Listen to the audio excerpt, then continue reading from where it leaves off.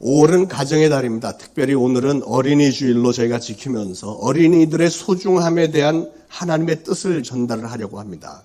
지난 수천 년 인류 역사 속에서 여자와 어린아이는 늘 억압을 당했고 짓눌렸습니다.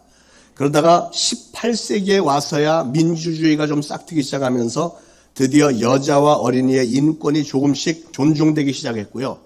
20세기 들어와서야 겨우 온전한 인격체로 인정을 받게 됐습니다.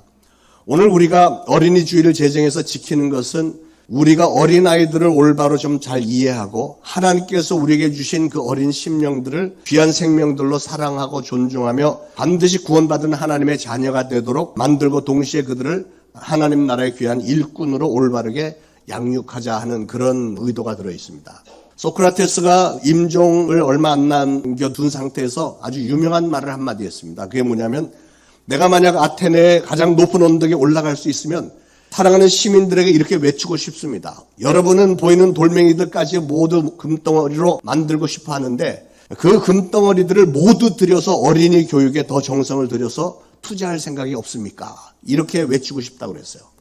그런데 우리 예수님은 거기서 한술 더 떠서, 소크라테스는 어린이들 교육에 투자를 하라고 그랬지만 예수님은 하나님의 나라의 표본으로 어린아이들을 지목을 하면서, 어린아이 하나를 내 이름으로 영접하면 그게 바로 나를 영접하는 거다. 어린아이 하나를 실족하게 하는 사람은 차라리 연자맷돌을 목에 달고 물에 던짐을 당하는 것이 더 나을 것이다. 또 어린아이가 천국에서 제일 큰 자다. 너희가 하나님의 나라를 어린아이들처럼 받아들이지 않으면 결단코 천국에 들어갈 수 없다. 이런 말씀들을 하셨습니다. 이런 말씀은 2000년 전에 그 이스라엘 근동 지방에서는 전혀 듣도 보도 못한 그런 말씀이었습니다. 왜냐하면 당시 그 사회는 어린아이들을 우리는 상상도 할 수 없을 만큼 무시하던 그런 사회였으니까요. 오죽하면 우상 섬기는 사람들이 우상 앞에 제사할 때 자기의 애들을 불 속으로 지나가게 해서 태워 죽이기까지 했겠습니까? 애기들의 생명을 존중하지는 않았습니다. 그런 사회에서 어린아이를 이렇게도 귀하게 여기신 예수님에게 사랑하는 자녀들을 데리고 나온 사람들이 있었는데, 자기의 아기들을 데리고 온 그 사람들은 누구였으며 도대체 왜, 무슨 생각으로 그들은 자녀들을 예수님에게 데리고 왔으며 그 결과는 또 어땠을까 하는 것을 좀 생각을 해보겠어요. 성경에 보면 어린아이들도 예수님을 따라다녔던 수많은 관중들 사이에 많이 섞여 있었던 것을 볼 수 있죠. 오병이어의 기적을 행했던 디베랴 언덕에 모였던 무리들 중에 여자와 아이들 외에 장정만도 5,000명이다 이렇게 얘기를 했잖아요. 그러니까 아이들이 거기 들어있었고, 또 예수님께서 예루살렘에 어린 나귀를 타고 입성하실 때 수많은 어린이들이 나와서 종려나무 가지를 흔들면서 호산나 다윗의 자손이여 하면서 예수님을 환영했던 그런 장면들도 기록이 되어 있지 않습니까? 오늘 이 장면에서 어떤 부모들이 자기의 아기들을 예수님에게 데리고 나와서 만져달라고, 즉 축복을 해달라고 데리고 왔다고 그랬습니다. 그러니까 어린아기들을 데리고 온 부모들은 첫 번째로 생각할 것은, 이 사람들은 예수님에게 이미 은혜를 받은 사람들이구나 하는 걸 알 수 있고요. 그랬기 때문에 자기들만 은혜를 받을 뿐 아니라 자기 사랑하는 자녀들도 저분의 축복을 받게 해주고 싶었던 거죠. 그들은 영적인 은혜를 제대로 받았고 예수님의 축복권을 확신을 했던 정말로 지혜롭고 훌륭한 부모들이었습니다. 제가 먼저 섬겼던 교회에서는 고등학교 2학년, 3학년 학생들이 토요일이면 저녁마다 모여서 악기 연습들을 그렇게 열심히들 했습니다. 늦은 시간까지. 그랬더니 학부형 중에 권사님 한 분이 저에게 와서 항의를 해댔습니다. 아니 목사님, 저 고2, 고3 학생들이 이제 대학교 갈 준비를 해야 될 애들이 이렇게 주말마다 교회 와서 악기 연습이나 하고 있으면 대학교 어떻게 가겠어요? 목사님 저거 못하게 하셔야 되는 거 아니에요? 그렇게 항의를 하더라고요. 여러분은 어떻게 생각하십니까? 그거 못하게 했어야 될까요? 주말 저녁에 그 시간에 애들을 교회 못 오게 했으면 그 아이들이 공부를 더 열심히 해서 더 좋은 대학 갔을까요? 설령 교회를 안 나와서 좋은 학교를 갔다고 한들 그 자녀들이 앞으로 신앙생활에 대해서 어떻게 생각하겠습니까? 대학 입시 때문에 교회 안 나오는 것이 옳다고 배운 학생들이 과연 하나님 위주의 신앙인이 되겠습니까? 하나님께서 축복을 하실 이유가 있을 만한 신앙인이 되겠습니까?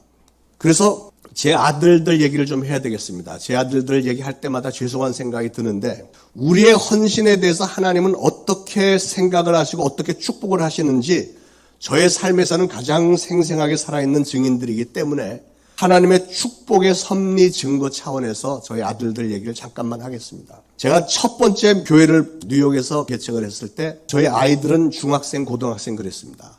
근데 교인들이 별로 없으니까 아이들이 교회 일 뭐 다 하는 거야, 다. PPT, 뭐, 교회 설교 테이프 복사하고, 예배 시간에 뭐 이것저것 하고, 청소하고, 이런 모든 거를 우리 아들들이, 중고등학생 애들이 다 했습니다. 그 아이들이 대학교 기숙사 들어가기 전까지 정말 헌신적으로 눈물겹도록 봉사를 했고, 더군다나 1년에 4차례씩이나 담에색의 만남 캠프를 했는데, 그때마다 이 아이들은 학교에 가서 양해를 구하고, 그때는 3박 4일씩 했습니다. 3박 4일 동안 학교를 가지 않고 수양관에 가서 팀 멤버로 열심히 섬겼고요. 그랬더니 하나님께서 그들을 그렇게 좋게 여기셨기 때문에 학교도 많이 빼먹고 공부할 틈이 별로 없었어도 좋은 대학교에 들어갔을 뿐 아니라 큰아들은 22살에 회계학 대학교 졸업을 하고 뉴욕 월가에 회계학 공부한 사람들의 최고의 로망인 연방정부 세무 업무를 대행하는 회사에 들어가더니 5년 후에 27살에는 어떤 은행에서 부사장으로 스카웃을 해갔습니다. 31살에 또 월가에서 아주 잘 나가는 그 회사의 회계 담당 부회장, 컨트롤러 31살에 부회장이 됐어요. 남의 아들 부회장 됐다는데 31살에 별로 마음에 안 드시나 봐요.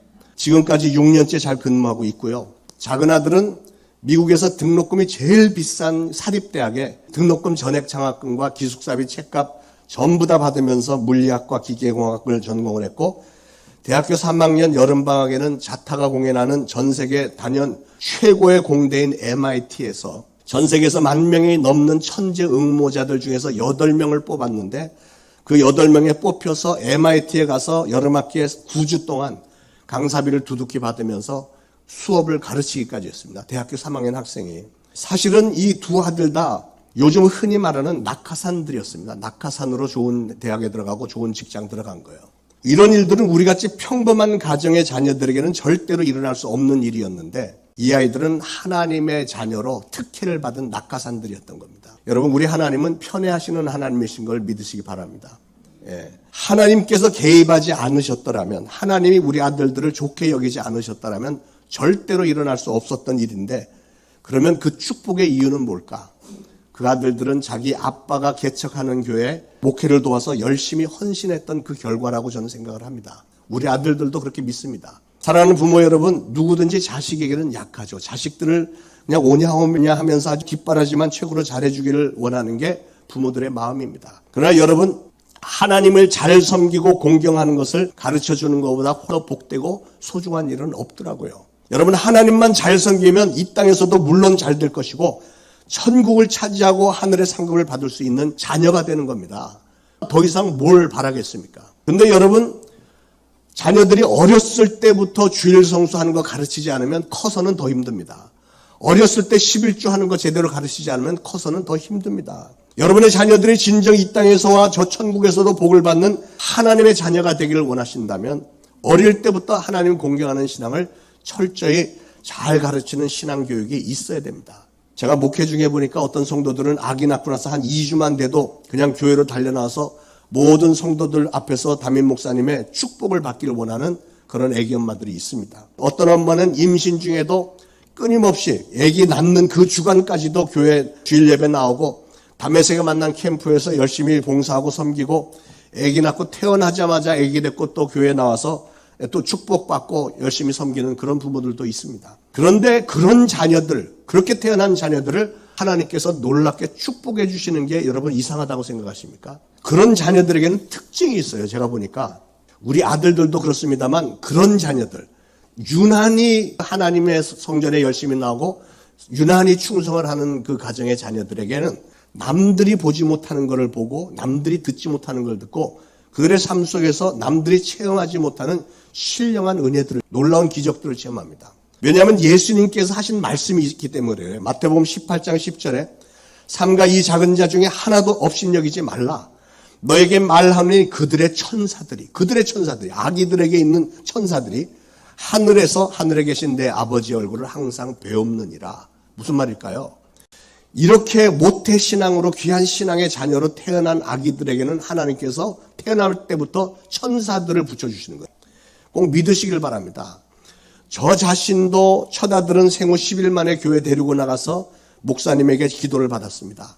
둘째 아들은 6개월 만에 태어나갔고 새카맣게 죽었던 애인데 그렇기 때문에 인큐베이터에 120일 동안 있느라고 곧바로 교회로 오질 못했지만 그런데 미국에서 신앙생활을 하다 보니까 평신도 시절에도 대부분이 다 그렇게 해요. 대부분 미국에서 신앙생활하는 한인 기독교인들은 그저 1, 2주일이면 다 아기를 데리고 나옵니다. 그런데 그 사람들이 의학적인 지식이 없어서 그럴까요? 그렇지 않습니다. 한 번은 세계적인 암 권위자 의학 박사 한 분이 한국에 와서 TV에서 강의를 하는 걸 제가 들었는데 그분도 그런 말씀을 하셨어요. 미국에서는 보통 아기를 낳고 아기 엄마들이 1주일, 2주일이면 정상적인 직장 생활을 합니다. 그런데 그 엄마들은 아주 건강해요. 저희 작은 누나는 아기를 낳는데 가게를 돌볼 사람이 없어갖고 이틀 만에 퇴원해갖고 아기를 데리고 가게에 가서 아기는 이렇게 뽕에다 넣어놓고 장사를 계속했어요. 한국에서는 상상이 안 되는 일인데 그런데 저희 누나는 건강합니다. 그렇게 해서 아들 3명, 186, 183 등치 큰 애들 3명을 잘 낳고요. 건강해요. 그런데 그렇게 아이들을 낳고 그렇게 생활을 하는 엄마들은 상당히 건강한 반면에 한국에 나와서 보니까 산후조리원이 굉장하더군요. 아기를 낳고 나면 산후조리원에서 뭐 한 달, 2달 뭐 이렇게 했는데 제가 신방을 가보면 완전히 찜통에서 막 뜨끈뜨끈한 방에서 막 이러고들 있던데 그게 몸에 좋을 것 같지만 별로 안 좋은 것 같아요. 아까 얘기한 그 TV 건강 세미나 하시는 분의 말에 의하면 그게 역효과랍니다. 오히려 속히 정상적인 생활로 돌아가야 건강이 빨리 회복되고 뱃살도 좀 내려가는데 아무것도 안 하고 그렇게 땀만 흘리고 누워있으면 몸이 점점 더 쇠약해진대요. 오늘 본문의 믿음의 부모들이 자기의 어린 자녀들을 예수님의 축복을 받게 하려고 데리고 왔던 것을 본받아서 여러분도 여러분의 자녀들을 가장 먼저 하나님의 축복을 받을 만한 귀한 신앙인들로 키우시기를 축원합니다. 자, 두 번째로 그 부모들은 자기의 자녀를 누구에게 데리고 왔다고요? 예수님에게 데리고 온 게 굉장히 잘한 일이죠. 15절에 다시 보니까 사람들이 예수님의 만져주심을 바라고 자기 어린 아기를 데리고 오매 그랬습니다. 여러분 예수님이 누구십니까? 예수님은 하나님의 아들이시고 사실은 예수님이 천지를 창조하신 하나님이세요. 우리 모든 죄인들을 구원하신 구세주이시고 안전뱅이를 일으키셨고 귀머거리의 귀를 열어주셨고 나병 환자들을 치료하셨고 죽은 자를 살리기까지 하신 분이십니다. 가난한 자들을 부욕해 해주신 분이시고 우리 인생의 모든 인생고의 주범인 죄의 형벌로부터 우리를 자유롭게 해주셨고요. 우리 인생의 구석구석 막힌 모든 구석들을 다 열어주시는 분이 예수님이시고 특히 어린아이들을 사랑하시고 축복하시는 분이시고 죄인들의 친구가 되어주시고 우리에게 영원한 생명을 주시는 분이 바로 예수님이십니다. 그런 예수님께 이 부모들은 자기 아기들을 데리고 왔다는 거죠. 자녀들을 위한 최고의 선택을 했던 지혜로운 부모들이요 인도자들이었습니다. 길이요 진리요 생명이신 예수님에게 자기 아기들을 데리고 간 것. 이게 바로 크리스찬 부모의 본질적인 사명입니다. 여러분이 예수 그리스도를 영접한 하나님의 자녀라면 여러분의 자녀들을 하나님을 잘 믿는 신앙인으로 만드는 것이 여러분의 사명입니다. 사랑하는 부모 여러분들, 여러분의 자녀들을 하나님의 축복을 많이 받을 만한 그런 신앙인들로 다 양육하시기를 축원합니다. 세 번째로 그 부모들은 왜 아기들을 예수님에게 데리고 갔을까? 오늘 본문에 보니까 예수님의 만져주심을 바라고 갔대요. 만져주심이라고 하는 헬라어 단어는 하프테타이라는 단어인데 그건 뭐냐면 머리에 손을 얹고 안수해서 축복하는 걸 얘기합니다. 이게 바로 그 부모들이 자기 자녀들을 예수님에게 데리고 온 목적입니다. 여러분도 여러분의 자녀들을 예수님의 축복을 받을 만한 그런 자녀들로 키우시길 바랍니다. 하나님을 아는 것이 지식의 근본이라 했으니 어린 시절부터 매주 성전에 데리고 나와서 하나님의 말씀을 배우고 영원한 구원의 축복을 받게 만들고 한 걸음 더 나가서 여러분의 자녀들이 하나님으로부터 받은 그 달란트들 따라서 하나님 앞에 쓰임받는 일꾼들로 만드시길 바랍니다. 그러기 위해서 여러분 매주일, 아니 다른 자녀보다 여러분의 자녀가 더 많이 축복을 받기를 원한다면 새벽 기도도 매일 좀 데리고 나오시기 바랍니다. 성경에도 보면 성전에 나오기를 즐겨했고 하나님에게 충성을 했던 가정의 자녀들이 다 축복을 받잖아요. 아브라함이 이삭을 바치겠다고 했더니 하나님께서는 이삭을 거둬가지는 않으시고 이삭을 어마어마하게 축복을 하셨습니다. 한나가 성전에서 눈물로 기도해서 얻은 아들 사무엘을 성전에 바쳤더니 하나님은 그를 이스라엘의 사사로 제사장으로 선지자로 세우셨는데 전무후무한 가장 위대한 지도자로 세우셨지 않습니까? 어마어마한 축복이었죠. 우리 하나님은 그런 분이세요. 우리가 헌신하면 우리가 헌신한 거에 몇 백, 천만 배로 갚아주시는 분이십니다. 그런데 오늘 본문에 보니까 제자들이 저들을 꾸짖었대요. 그 부모들이 아기를 예수님 앞에 데리고 왔더니 어디서 감히 뭐 이러면서 꾸짖었다는 거예요. 이게 있을 수 있는 일입니까? 그랬더니 예수님이 어린아이들이 내게로 오는 것을 용납하고 금하지 말라. 하나님의 나라가 이런 자들의 것이니라. 이렇게 말씀하시면서 마가복음 10장에 보면 예수님은 그들을 품에 안시고 손을 얹어서 안수에 축복해 주셨습니다. 그리고 오늘 17절에 보니까 누구든지 하나님의 나라를 어린아이들과 같이 받아들이지 않는 자는 결단코 거기 들어가지 못할 것이라고 그랬어요. 저는 우리 교회에 어린아이들이 많은 것을 너무 감사하게 생각을 합니다. 아까 영상에서도 보았지만 얼마나 예뻐요.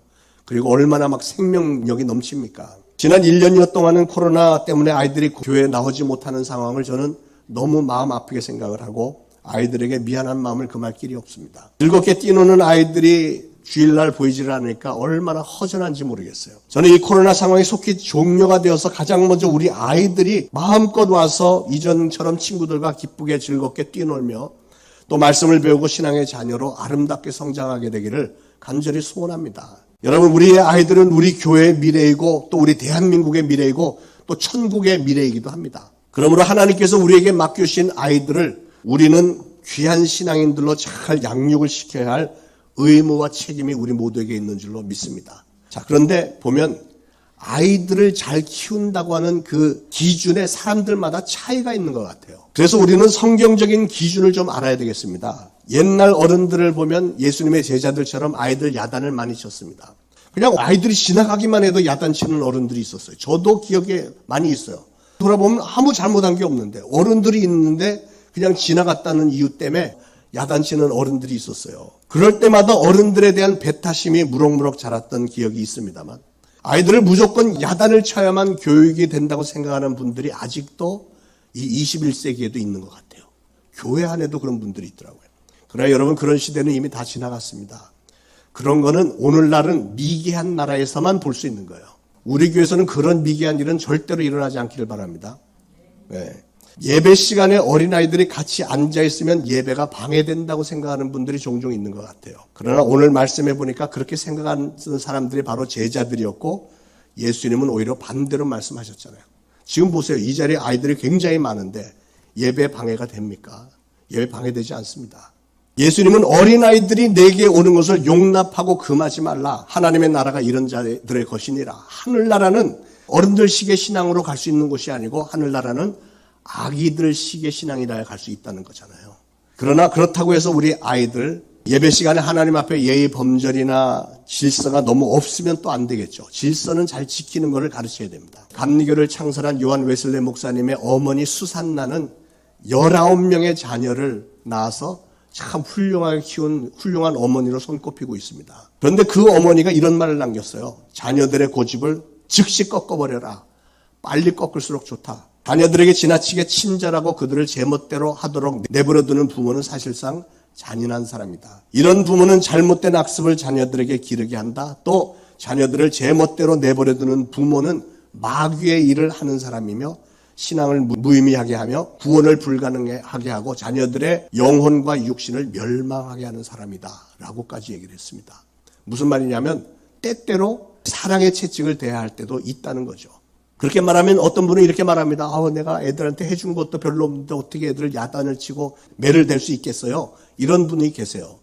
그 마음을 이해를 못하는 건 아니지만 결과를 볼 때 그게 진정 자녀를 사랑하는 건 아니라는 거예요. 성경에 보니까 잠언 22장 6절에는 마땅히 행할 길을 아이에게 가르치라. 그리하면 늙어서도 그것을 떠나지 아니하리라 그랬고요. 잠언 13장 24절에는 매를 아끼는 자는 그의 자식을 미워함이라. 아이들이 지멋대로 하는데 그냥 놔두면 그걸 걔를 미워하는 거래요. 자식을 사랑하는 자는 근실히 징계하느니라. 사랑하기 때문에 안 될 때는 안 되는 걸 분명히 가르쳐 줘야 된다는 거죠. 여러분, 제가 목회를 하면서 분명히 확신하는 거는 아기들도 1년만 지나면, 그러니까 만 1살이 된 아기는 경건하게 예배드릴 수 있습니다. 강아지들도 훈련을 잘 시키면 1년 안 된 강아지도 교회 데리고 와서 가만히 앉아 있어. 그럼 가만히 앉아 있습니다. 우리 아이들이 걔보다 못하겠어요? 그렇지 않잖아요. 그런데 아기들은 어른들이 하는 걸 따라서 하게 돼 있어요. 부모들이 경건한 분위기로 예배를 잘 드리고 기도하고 설교 시간에 잘 경청하는 걸 보면 놀랄 정도로 1년밖에 안 된 아기들도 똑같이 경건하게 예배 드립니다. 간혹 그런 훈련이 잘 되지 않은 유난스러운 아기들을 위해서 우리가 저 뒤에 잠옷실을 준비를 해놨습니다만 잠옷실을 사용하시는 어머니들에게 제가 부탁을 드립니다. 잠옷실에 들어가게 되면 그 안에서도 예배를 드려야 됩니다. 경건히 조용하게 아이들 앞에서. 제가 먼저 섬겼던 교회에서는 잠옷실에 어린아이들이 저에게 뭐라고 했는지 아세요? 엄마들이 잠옷실에서 너무 시끄럽게 떠들어서 예배를 못 드리겠대요. 엄마들 좀 못 들어오게 해달래요. 진짜 그랬습니다. 그렇게 엄마들이 잠옷실에 들어가면 안 들리는 줄 알고 뭐 자기들이 떠들어. 근데 그런 분위기에서 예배를 드렸던 경험이 있는 아기들은 이 안에 들어오면 똑같이 떠들고 산만합니다. 아기들이 부모에게 그대로 배워서 하는 거지 경건한 부모의 자녀들은 경건하게 예배 드립니다. 자녀들을 예수님에게 데리고 간 부모의 자녀들은 축복을 많이 받았습니다. 한번 생각을 해보세요. 육신을 입고 오신 예수님의 품에 안겨서 축복을 받은 그 애들 얼마나 큰 축복입니까? 나도 그때 거기 있었더라면 참 좋았을 뻔했겠다 이런 생각이 들어요. 예. 오늘 예수님께서 하나님의 나라를 어린아이같이 받들지 아니하는 자는 결단코 거기 들어가지 못하리라 했는데 그 의미를 좀 생각을 해봐야 됩니다. 자, 예수님이 이 말씀을 누구에게 하셨죠? 예수님의 제자들에게 하셨어요. 여러분 12제자들 중에서 그 누구도 나는 천국에 들어가지 못할 거라고 생각했던 사람은 단 한 사람도 없었을 겁니다. 그렇게 아니랬던 제자들에게 예수님이 지금 뭐라고 하신 거냐면 너희가 내 제자라고 해도 너희가 하나님의 나라를 이 어린아이들 같이 받아들이지 않으면 너희 천국에 못 간다 이렇게 말씀하신 거예요. 그러면 우리가 생각해야 되는 건 어린아이와 어른들의 차이점이 뭔죠? 이걸 알아야 돼요. 예수님은 지금 천국을 차지하기에 합당한 자가 누구인가? 그것은 바로 어린아이들 같아야 되는데 어린아이들 같다는 얘기는 순수하고 악이 없어야 된다는 거예요. 예를 들어서 만약에 제가 설교하는데 여러분에게 누가 여러분에게 오른뺨을 치면 왼뺨을 대라고 설교를 했다. 누가 억지로 오리를 같이 가자고 하는데 심리를 동행해 주라 이렇게 설교를 했다면 그리고 누가 와서 속옷을 달라 하면 겉옷까지도 줘라 이렇게 설교를 했다면 모두가 다 공감하겠죠. 여러분 다 맞아 그렇게 살 수 있으면 정말 좋은 일이지 다 공감하죠. 그런데 실제 그런 상황이 벌어진다면 어른과 아이는 반응이 다릅니다. 어른에게 그런 상황이 벌어진다면 어른은 순간적으로 손익 계산서가 눈앞에 쫙 펼쳐질 것입니다. 이거 이렇게 했다가 내가 손해보는 거 아니야? 이거 이익일까? 손익 계산서. 그러나 아이들은 손익 계산서 모릅니다. 오늘 들은 이 설교만 기억이 날 것이고요. 아이들은 다른 생각할 겨를도 없이 곧바로 들은 말씀을 행동으로 옮길 것입니다. 이게 바로 어른과 아이의 차이점이에요. 사도 바울은 고린도전서 13장에서 사랑에 대해서 가르칠 때 사랑은 악한 것을 생각하지 않으며 그랬어요. 악한 것을 생각하지 않는데 악한 것을 계획하지 않고 악한 것을 추구하지 않는 것이야말로 어린아이들의 특징 아닌가요? 아이들은 억울한 일을 당해도 거기에 대해서 내가 무슨 보복을 하겠어 이런 생각 안 합니다. 거기에 대해서 내가 앙심을 품고 저걸 내가 그대로 안 둘 거야. 아기들은 그러지 않습니다. 자기 오른뺨을 때리는 사람이나 오리를 같이 가자고 하는 사람이나 속옷을 달라고 하는 사람을 향해서 무슨 손익계산서 뽑지 않습니다. 자기의 감정 표현을 아이들은 속이지 않습니다. 생각은 순수하고 담백해서 악을 악으로 갚지 않습니다. 그러나 그런 아기들이 나이가 조금씩 들면서 세상을 경험하고 사람들을 경험할수록 그들의 마음은 점점 이기적으로 변하고 모든 일에 손익을 따지기 시작하고 거칠어지고 억울한 일에 대해서 복수심이 부글부글하고 이렇게 변하는 거예요. 그러기에 사랑하는 여러분, 어른이 천국을 차지할 만큼 어린아이답게 순수한 신앙을 되찾기 위해서는 반드시 우리는 성령님의 도우심이 필요하고 그래서 하나님의 말씀이 필요하고 그래서 기도 생활이 필요한 겁니다. 자, 자녀교육에 대해서 한마디 더 말씀 더 드리겠습니다. 어떤 사람들은 이렇게 얘기합니다. 요즘 애들은 효도를 안 해, 효도하는 자식 찾아보기 힘들고 또 어른들을 무시해. 자기들이 공부를 많이 했다고 무시해. 뭐 이런 분들이 가끔 있죠. 그런데 왜 그런 일이 벌어지냐면 그것은 그 자녀가 성장 과정에서 교육을 하는데 문제가 있었기 때문에 그런 겁니다. 거의 대부분의 경우에는 부모들이 자녀들을 제대로 양육하지 않았기 때문에 자녀들이 부모에게 효도하지 않는 겁니다. 그 자녀들이 아무렴 태어나면서부터 불효자로 태어났겠습니까? 성장 과정에 문제가 생긴 거죠. 어린아이의 마음에 즐거운 추억을 만들어 놓으면 그 추억은 현재와 미래를 만들어 간다는 말이 있습니다. 어떤 미국 사람의 얘기인데 이분은 토요일이면 자기 부모님과 자녀들을 다 아침에 일찍 공원에 가서 공원 한 바퀴 돌고 그러고 나서 식당에 가서 아침 브렉퍼스트, 토스트, 계란 후라이, 해시 브라운, 감자튀김 이런 거 먹으면서 굉장히 즐거워합니다. 토요일마다 그렇게 하는 걸 보고 왜 그렇게 토요일마다 온 가족 동원해서 산책을 나가십니까? 그랬더니 이분의 대답이 저희는요 자랄 때 우리 부모님이 우리 할아버지 할머니하고 우리를 다 데리고 매주 토요일마다 공원에 가시고 식당에 가서 맛있는 걸 먹었는데 그게 우리 기억에 너무 행복했어요. 이렇게 얘기를 해요. 그러니까 과거의 아름다운 추억이 현재와 미래를 만들어내는 거예요. 그러므로 사랑하는 여러분, 여러분의 자녀들에게 여러분들이 시간을 내서 즐겁게 함께 지내는 추억들을 많이 만들어 주시길 바랍니다. 그러면 그 자녀들은 훗날에 기꺼이 시간을 내서 부모님들과 그들의 자녀들과 함께 즐겁게 지내게 될 것입니다. 자, 이걸 바꿔서 말하면 만약에 여러분의 자녀가 여러분에게 효도를 하지 않는다면 아마도 그 이유는 여러분이 자녀들 앞에서 실질적으로 부모님에게 효도하는 모습을 제대로 보여주지 않았기 때문일 것입니다. 저는 여러분의 가정이 진정 행복한 신앙의 가정들이 다 되기를 간절히 바랍니다. 어떤 가정이 행복하죠? 자녀들에게 이런 거예요. 자녀들이 고통스러운 세상 일과를 다 마치고 집에 돌아왔을 때 그 마음에 위로와 안식과 치유를 받을 수 있는 곳이 되어야 됩니다. 여러분의 가정이 그런 진정한 안식처가 되지 못한다면 여러분의 자녀들은 도대체 어디를 가야 되겠습니까? 지금 우리가 살고 있는 이 세상은 성경에 나오는 광야와도 같은 곳입니다. 어디를 가든지 악한 마귀가 우리의 삶을 힘들게 만드는 곳이 이 세상인데 그런 광야와 같은 세상에 가정과 교회만이 유일한 오아시스입니다. 엘림입니다. 그러므로 가정은 가족들 그 누구라도 언제라도 마음 편하게 와서 시원한 물도 마시고 그늘에 앉아서 휴식도 취하고 마음의 위로도 받고 힘도 얻을 수 있는 그런 처소가 되어야 되지 않겠습니까? 그래야 우리의 어린 자녀들이 순수하고 건강하게 잘 자랄 수 있는 겁니다. 어린이들은 인격 형성의 가장 중요한 시기를 부모님 밑에서 성장을 합니다. 인간이 성장하는데 가장 큰 영향력과 교육은 학교 교육이 아니라 가정 교육입니다. 학교에서는 지식을 가르칠 뿐이고요. 사람이 사람답게 살고 또 신앙의 인답게 사는 이런 모든 교육은 부모님 밑에서 가정에서 이루어지는 겁니다. 물론 교회도 한 부분을 감당하기는 하지만 여러분 계산을 해보세요. 일주일 168시간 중에서 교회에 나와 있는 시간이 과연 몇 시간이나 됩니까? 자녀들 기껏해야 주일날 한 두어 시간 나오잖아요. 그럼 1%밖에 안 되는 거예요. 1%. 자녀들 시간 중에 1%만 교회에 나와 있고 나머지 99%는 부모님의 손에 달려 있습니다. 그러니까 부모님의 영향력이 가장 큰 거예요. 저는 목회자의 아들로 태어난 게 얼마나 감사한지 모릅니다. 근데 제가 자라는 동안엔 그게 감사한 일인지 축복인지를 모르고 맨날 불평만 했습니다. 근데 성장을 해보니까 이게 얼마나 큰 축복인지 모르겠어요.